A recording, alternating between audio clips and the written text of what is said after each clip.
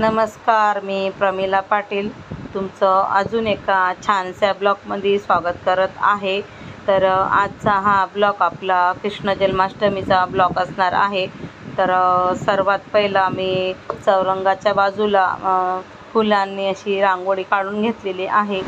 तर तुम्हाला मी आता जे बाळकृष्णासाठी सजवण्यासाठी जे सामान लागत आहे ते मी तुम्हाला दाखवते। सर्वात पहिला आपल्याला एक बाळकृष्णाची मूर्ती लागणार आहे।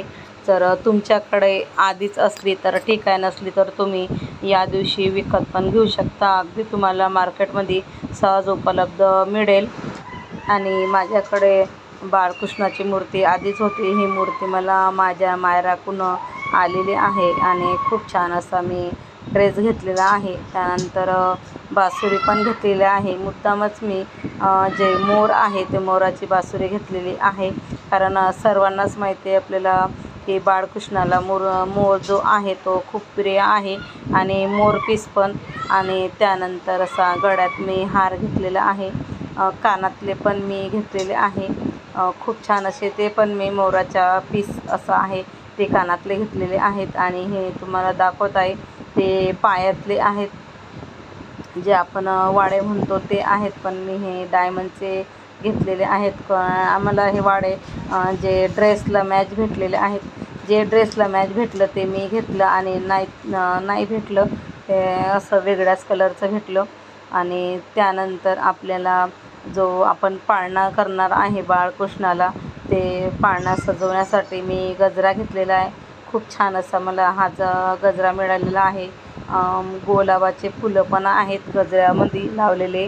आणि त्यानंतर एक रुमाल घेतलेला आहे। तो रुमाल आपल्याला जेव्हा आपण बाळकृष्णाची आंघोळ घालू त्यानंतर तो आपल्याला रुमाल लागणार आहे।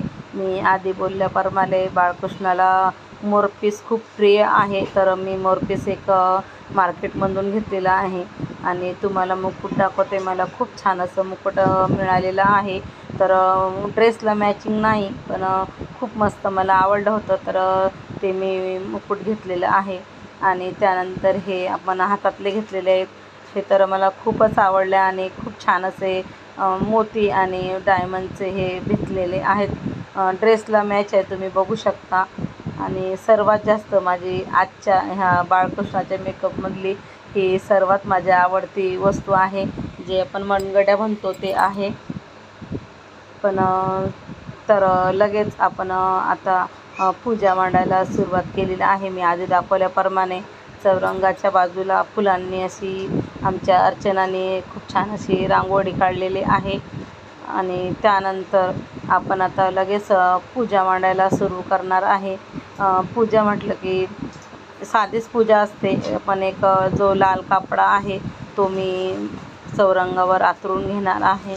आणि कुठलीही पूजा असो, सर्वात पहिला आपण गणेशाची पूजा करतो, तर तांदूळ मी टाकलेले आहेत। तुम्ही जर तुमच्याकडे नांगिलीचं पान भेटलं तर तुम्ही त्यावर पण जो आपला गणपती आहे तो ठेवू शकता, पण माझ्याकडे नव्हतं तर मी खाली तांदूळ टाकलेले आहेत आणि त्यावर मी श्री गणेशाची मूर्ती ठेवलेली आहे।